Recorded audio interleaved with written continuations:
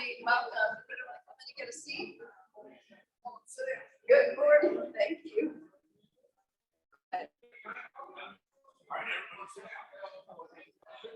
Here, I'll do it.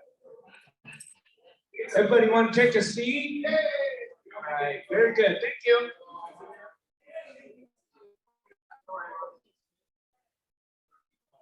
Good morning. Welcome to Entrepreneuring for Christ. We've got a lot on our Agenda. slate this morning. Looking forward to hearing from Mayor Bill Wells. But before Bill starts, we have a special guest this morning. Tyler's going to come and speak to us. He's running for Congress. Tyler, come on up. Take a few minutes. All right, Tyler. Wow. Thank you. Yeah, guys. So yeah, I mean, just by way of quick introduction, I'm actually a pastor and minister. I also run a small mortgage finance company, which is what allowed me to come here. For whatever reason, God had called me to run for Congress in District 52 to defeat the incumbent Democrat, Juan Vargas.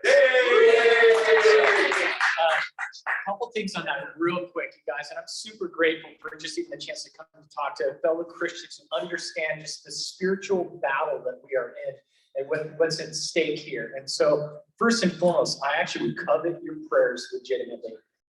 One of our main campaign strategies right now to get through the primaries is we're going to be doing a prayer walk around the entire district. It's about 70 miles. It's going to take maybe 21 hours, we estimate. So I'm going to be walking that whole time. So we include through the night. And we're inviting the Christian community to come alongside. We're going to be praying through every 3.7 miles or 1 hour. We're going to be praying through various crucial things that are going on in our culture today.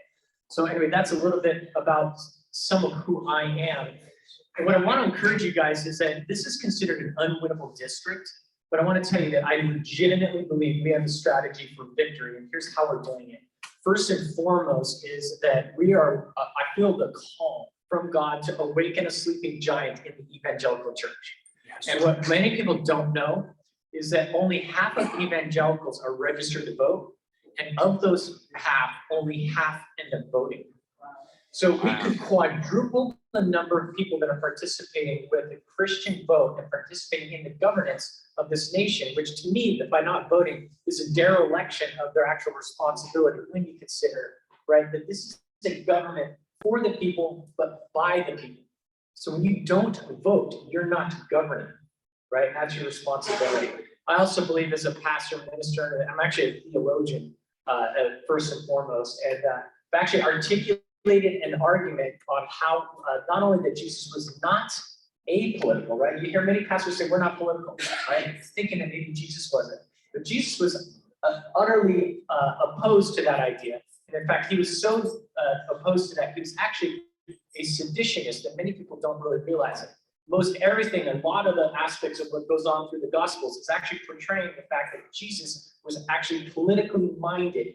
Now, his strategy is a bit different than normal, right? But I can tell you, we have a 12-point sermon that we're actually releasing on video. So if you go to my website and sign up for our newsletter, you'll get this video. And this is what's important. This is to help activate the Christian church, to help them realize that indeed, not only is it our Christian mandate to do so, it was to be involved in politics, but it was actually modeled by Jesus Christ, who was also super political in the way he went about things. Anyway, they're telling me again that I got to wrap this up. But finally, our second primary strategy, you guys, I actually genuinely believe that the Latino community is going to save this republic. Okay? And the way they're going to do that is we're going to help them understand that their foundational values better align with the conservative movement. And so we're educating them in mass in this district. We're already right now, they're split between the two parties. Latinos are 50-50 Democrat to Republican. A lot of people don't know that. Tucker Carlson just announced that. So we're taking this red wave that's happening. We're going to convert many of them to the proper side that better aligns with their values. And anyway, that's how we're going to win. Anyway, thank you so much. Okay, thank you guys. If you want to visit our website, it's tyler4congress.com. So tyler4congress.com. Tom's going to share with us for a few minutes. 1 minute. Yep, 1 minute. I got it. Good morning. Hello, fellow villain crushers. As you know, as one of the tribe, I'm Tom Skank. One of my businesses is Roar Magazine. If you or you know someone who would like some international exposure, our magazine has just been valued at $3 million. And I want to help entrepreneurs for Christ. So if you have some kind of exposure you'd like, I want to give you some special opportunities for our summer edition. Lastly, as you may know, I was the first Spider-Man for Marvel Comics in New York City. Hired by Stan Lee, and I have pictures that I'd be happy to autograph at the end. Thank you. Greg? As a word. Quickly. There are a couple elections coming up, and I just want to make a shout out for, it's basically nonpartisan, but it's for two judges. There's seats 55 and 56. They're basically a group of Irish judges, joking, but it's Murphy and Murray. Murphy, you can't forget it. Okay, Murphy and Murray. Please vote for them. They're conservative. They follow our values, and it's important, folks. It's really important. Those judges make a lot of decisions. They affect people's lives every day. They're competent. They're qualified. Murray and Murphy. Can't miss it. Thank you.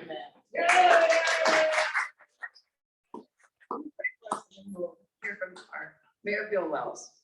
Lord Jesus, thank you. Thank you that we can come before you. Thank you that you hear us. Thank you that you know our every need, even before there is the word on our tongue about it. You know our businesses and you know our personal lives. And we just pray that you would lead us in both. And we pray in your powerful and beautiful name. Amen. Amen. Bill, come on up.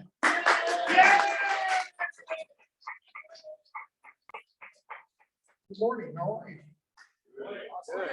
Well, I appreciate you inviting me to come and speak to your class again today. So this is the Entrepreneur for Christ class, and I think it's really important that we talk about the intersection between business and politics and government. Because as any of you who are involved in business know, I know you understand that that is a vital connection between what government is doing and what business is trying to do. And a lot of times, what government is doing and what business is trying to do is not the same thing. I mean, have you noticed that in your business through excessive regulations and government edicts that make it more hard for you to make a living? And there are some politicians that kind of get that, and there are other politicians that get it but ignore it. And it really depends on which way the political wind is blowing. And one of the things I've really learned since being involved in politics is that there are some people that go into politics for very good reasons. There are some people that go into politics because they want to help their fellow man, they want to help their community, they want to do the right thing.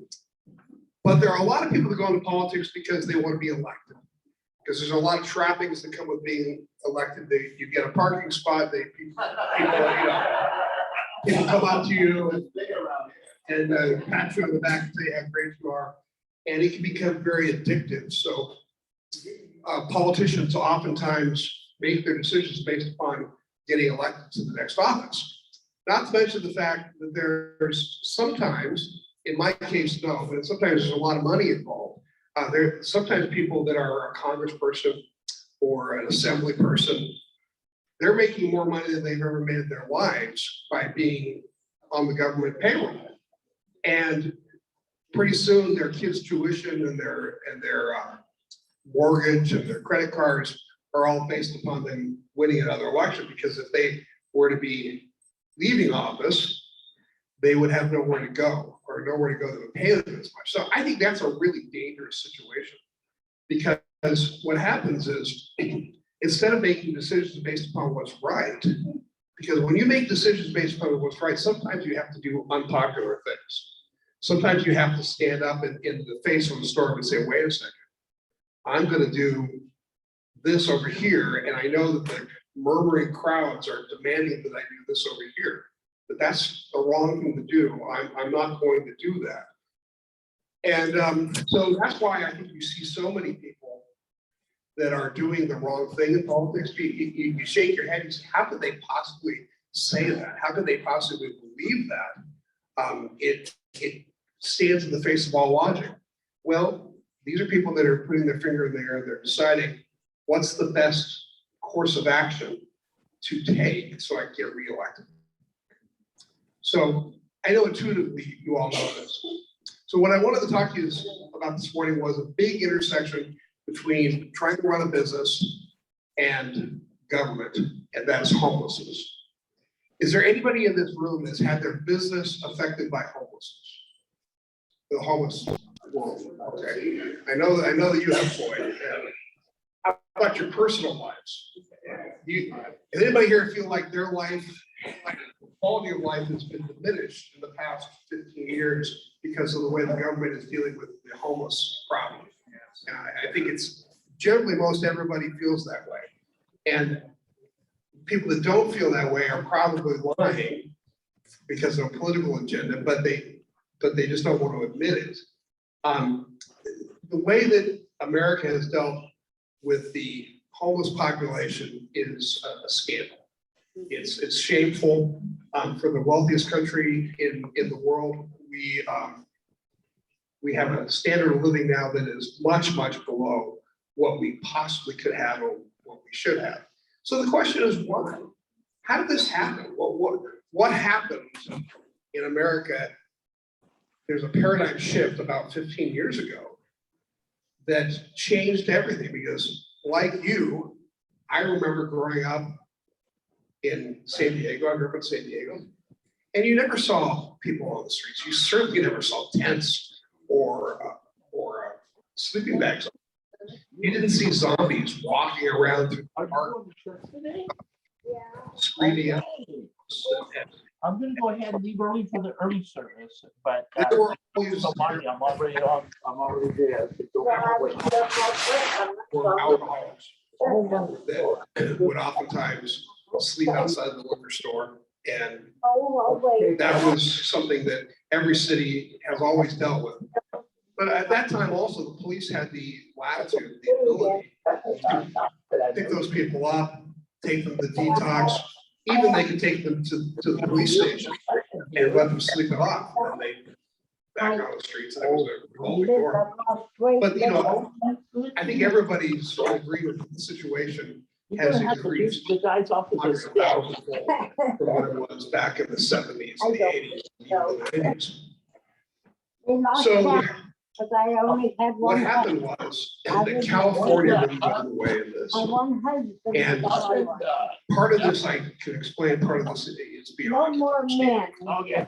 Part of this beyond understanding is that as the social left took hold, took control of California, there was a lot of excitement in that California was now a completely one-party state.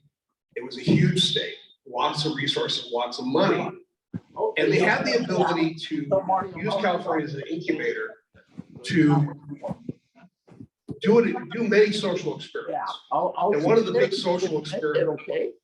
what if we decriminalized homelessness?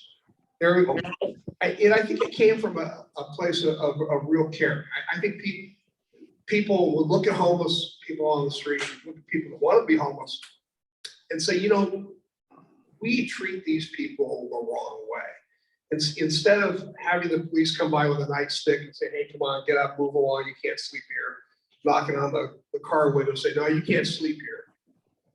Instead of doing that, what if we did the opposite? Everybody is welcome to do whatever they want. Let's take away all the rules from society in general. And let's decriminalize homeless. That wouldn't be, that'd be the caring and loving thing to do. And I believe that a lot of them really came from this caring and loving point of view, but it was a wrong point of view.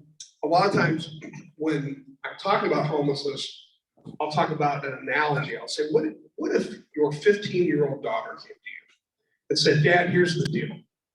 I'm not going to go to college. I don't want to get married. I don't want to live the traditional American life. What I want to do is run the streets, and I want to have a good time. I'm probably going to use drugs. I'll probably prostitute myself. And I know you're not going to be part of that. So Dad, all you have to do is give me $1,000 a month.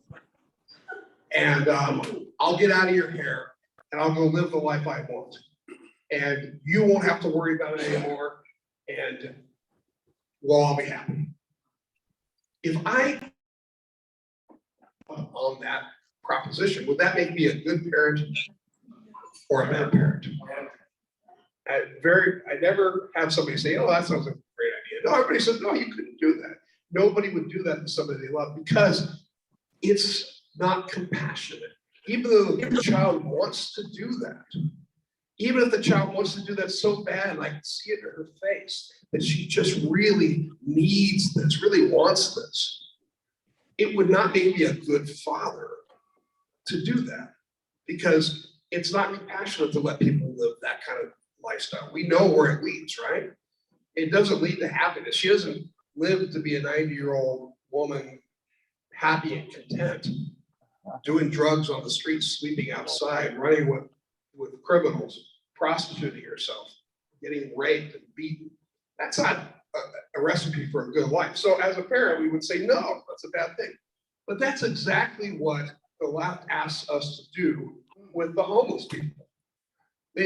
These are people who say, I don't want to live the way you want me to live. I want to live on the streets. I want to do drugs. I want to do what I want to do and not have any responsibility. And if you were compassionate, you would allow me to do that. In fact, you would help me. And the California legislature said, you know, that's exactly what we should do.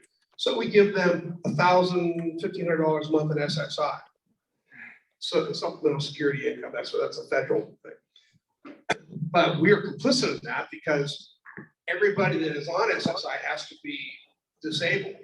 So every person who's disabled has to go to a psychiatrist and get a letter saying that you're unable to work here and care for yourself. So you have to get money from the federal government to pay for yourself. So we as a society, I'm in the mental health business. I'm a doctor of psychology and I own a healthcare company. And so I see this firsthand that people flood into doctor's offices asking for a sign-off saying that they get SSI. So then we give them, I think it's like $1,500 a month now that we're giving for SSI. Is it, well, that's how much is SSI? SSDR that you're talking about.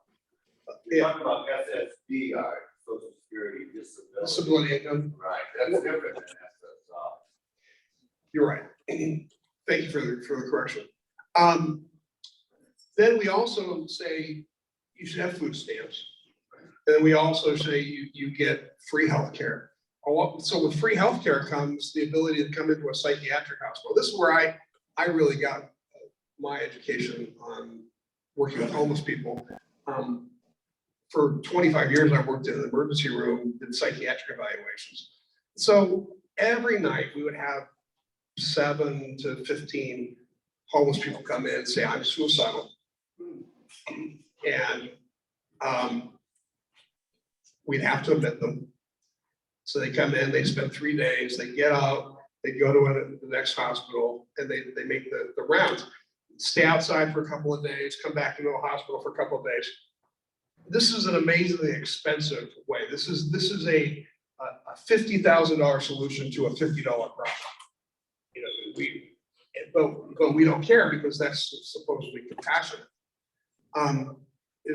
Once I got a story about this guy that was he was living in a board and care, and he was making the rounds that day, going to all the different psychiatric hospitals. We all knew each other, so one of the guys from Scripps called me up and said, "Hey, watch out for Johnny.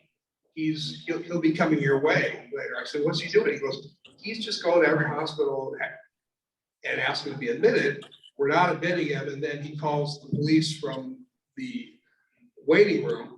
They come and pick him up and take him to the next hospital." So think about what happened. So this guy had been to 8 different facilities that day. I was the 9th. 8 times he called the police.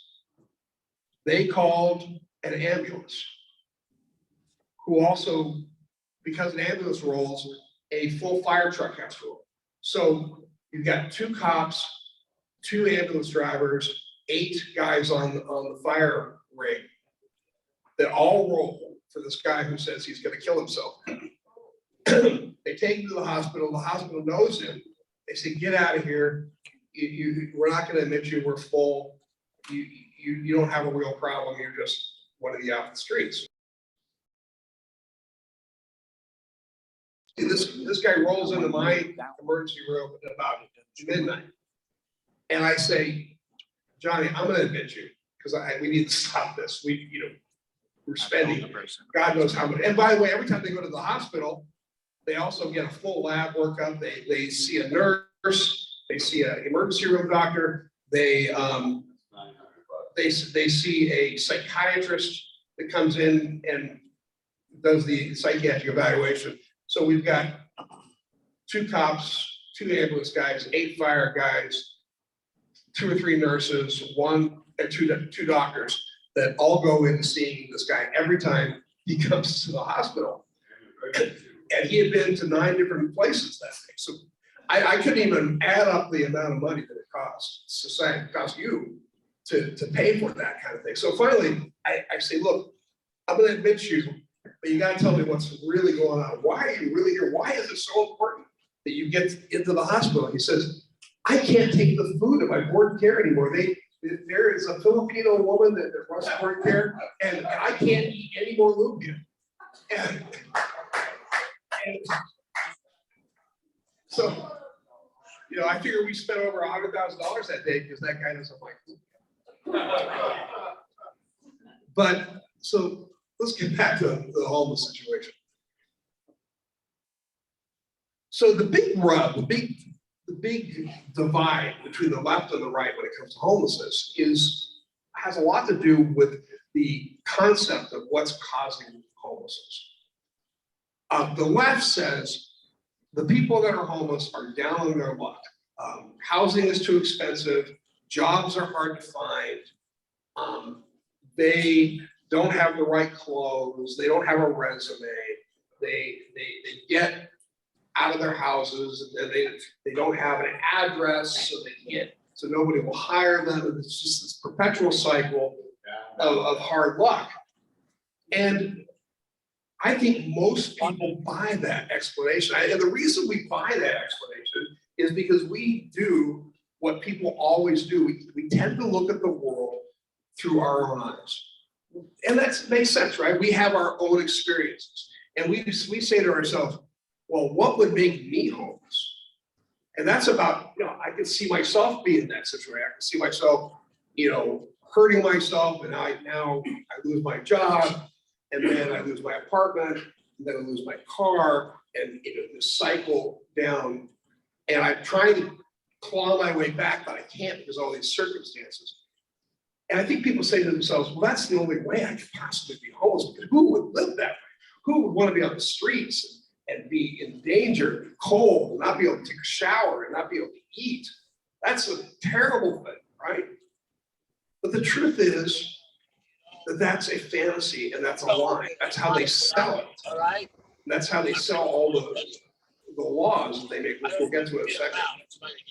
But I'm here to tell you, having worked in an emergency room for 25 years, you ask any cop, any firefighter, any EMT or medic, any emergency room doctor, any emergency room nurse, any social worker, people that actually work with these people, they will tell you that the percentage of the people that are homeless, that are on drugs and alcohol, that are completely and horribly addicted to drugs and alcohol, is somewhere between 95 and 100%.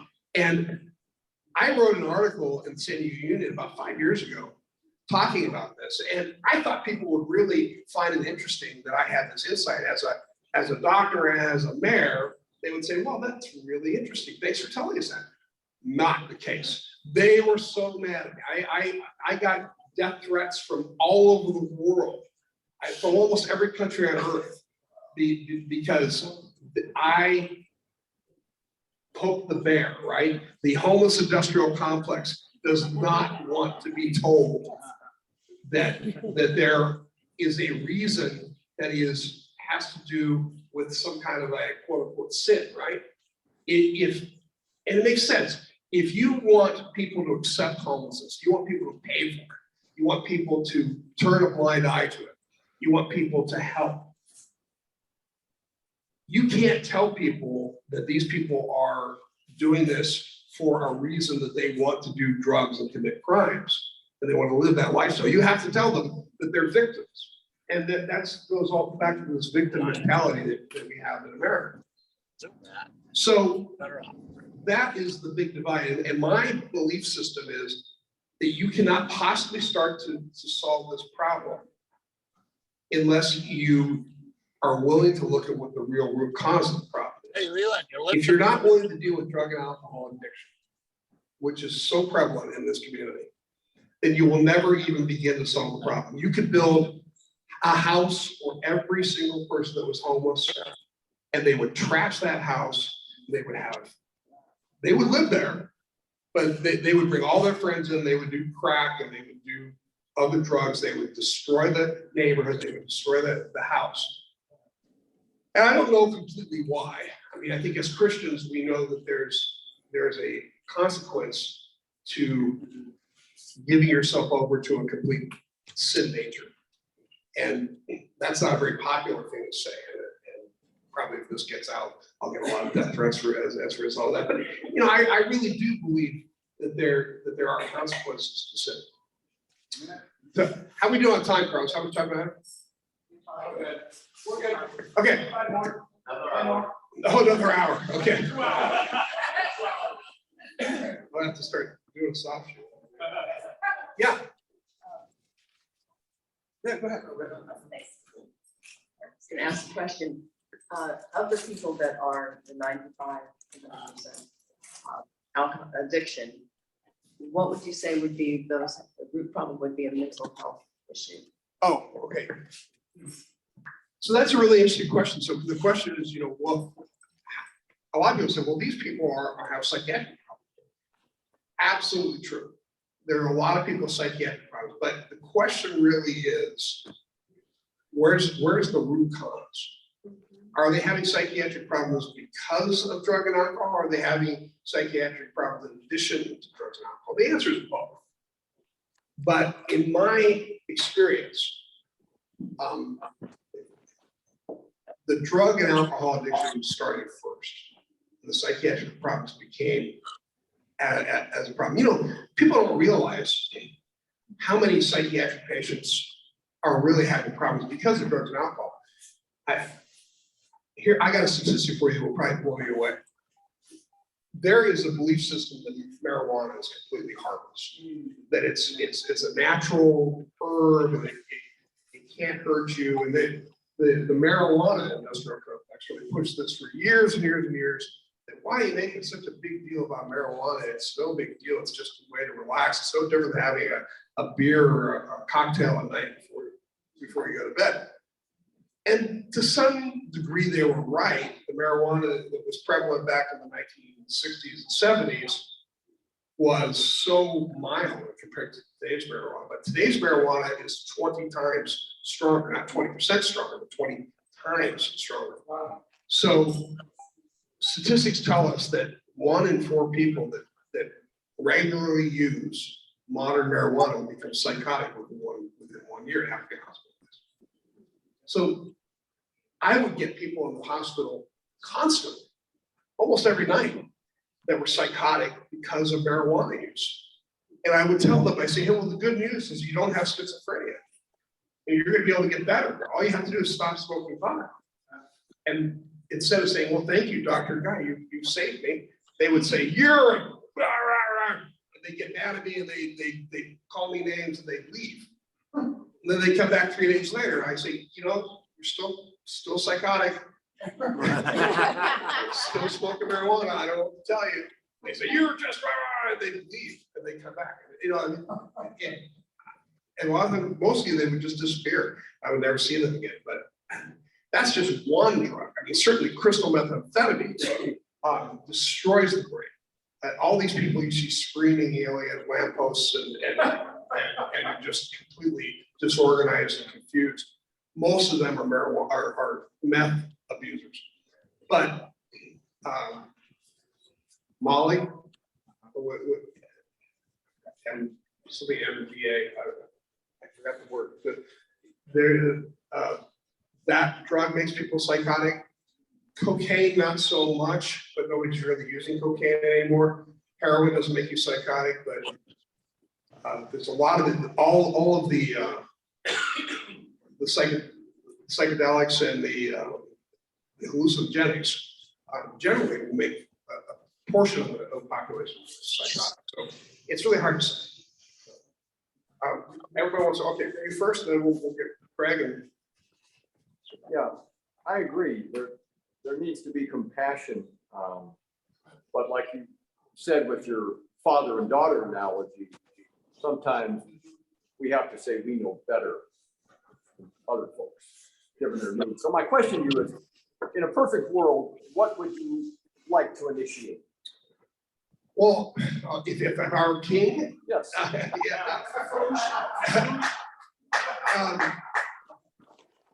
Yeah, I first of all, I would stop fueling the problem by giving that portion of the society money. It's not compassionate to give these people money. We see what's happened. We see the exponential rise in homelessness and in California, and that is a direct correlation to how much money and freedom we've given. By the way, one of the things I wanted to mention was one of the reasons we have this problem is the California legislature has done everything they can to help these people perpetuate a life of homelessness. They've made it impossible for police. We can't, as a police department, we're not allowed to arrest somebody for sleeping on the street. We're not allowed to, we can't use vagrancy laws anymore. But we're not allowed to arrest somebody for selling or using drugs. We're not allowed to arrest somebody for stealing anything less than $950. All we can do is give them a ticket, which then they throw away and they don't appear in court. So there is virtually no law that, and homeless people know their rights. So if a police officer comes and says, you got to move along, they say, well, and lately they've been pulling out cards with their lawyer's name on it, say, here, call my lawyer. And so people get that. So, but in a perfect world, I would certainly change the laws. I would force people into treatment or prison if they didn't comply. And I would not allow any tents or sleeping bags on the streets. By the way, in Oklahoma, I don't know if you know, we don't allow any tents. 2 minutes. We don't allow any tents or sleeping bags on the streets. We don't allow encampments on the streets. And I'll probably get sued by the ACU as a result of that, but I don't care. It's not the right thing to do.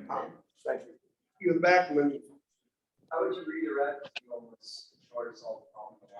Well, in Oklahoma, we have a two-pronged approach. We certainly, we don't allow sleeping on the streets, and we're more direct with that than most of the other cities. But we also offer more treatment per capita than any city in San Diego County. We have the East County Transitional Living Center, which does a great job of keeping people off the streets and helping them with their addiction. But we also fund lots and lots of other programs. So I think it's a two-pronged approach. A lot of enforcement, but a lot of treatment as well.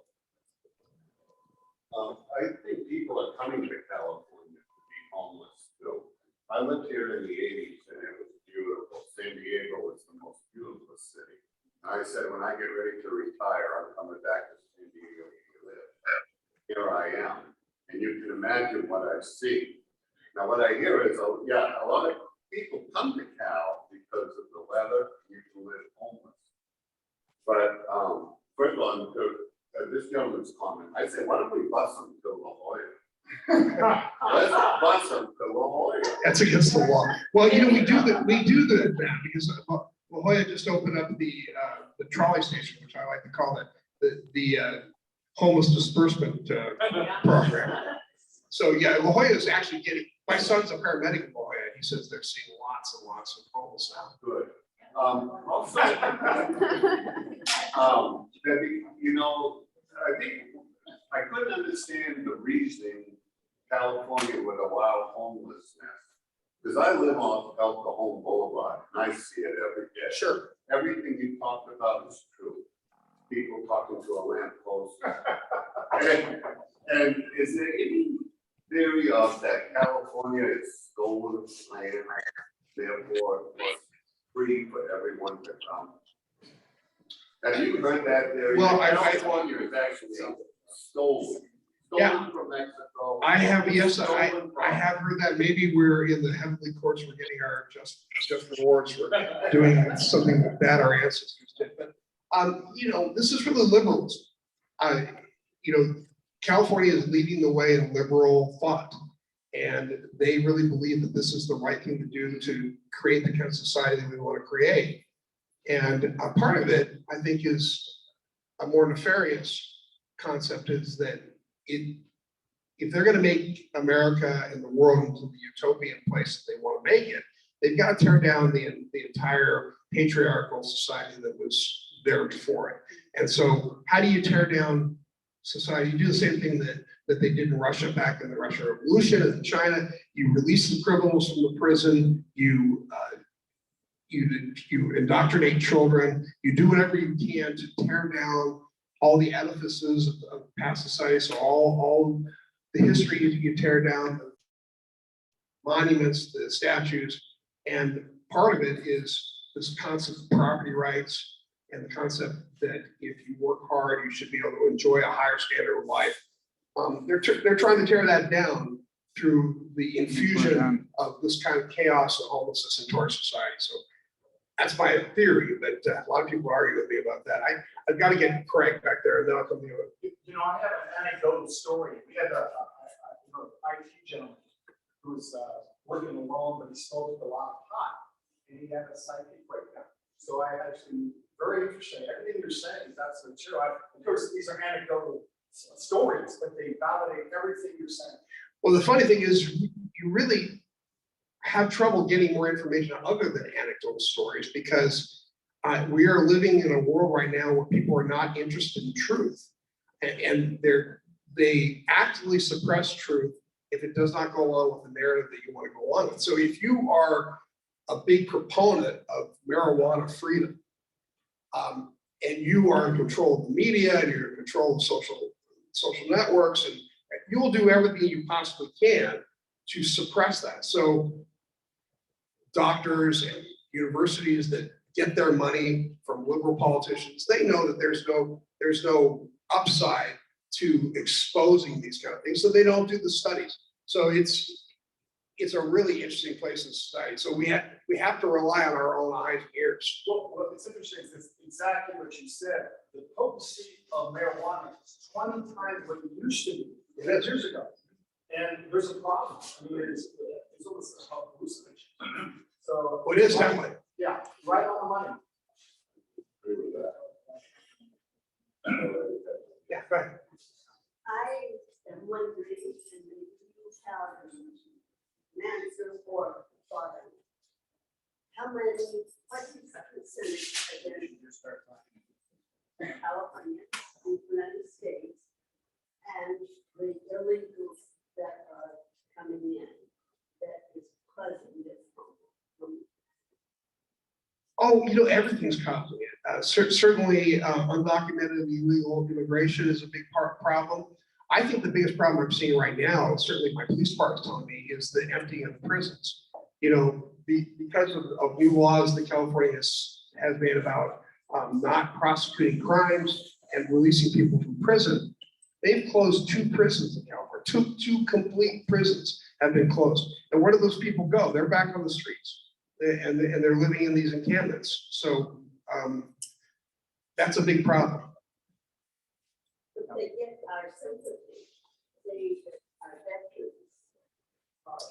veterans. You know, there are some veterans out there, and that's certainly what the homeless advocates will tell you, is that it's all veterans and single moms, and that's just not true.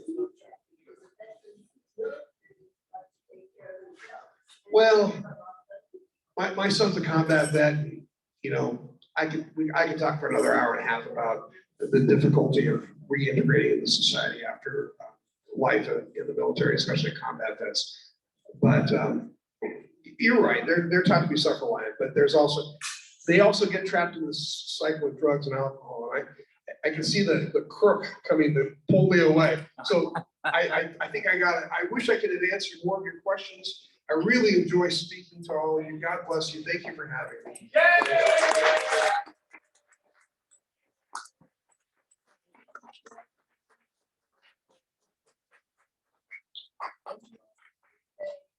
Rich is on next week. And you want to say for a moment what you're going to say? Yeah, we're gonna be finishing up what we talked about last time about expanding your business, and is it God's will for you to expand your business, and the prayer of Jabez and then also customer care. So. All right. Lord, thank you so much for joining us. Thank you for Bill. Thank you for his allegiance to you and his wisdom. And we just pray for many things in our culture, our community here that need to be addressed. Help us to be people that are marked by your character. And we will go out from here, Lord, to do your will. We pray in your name. Amen. Amen.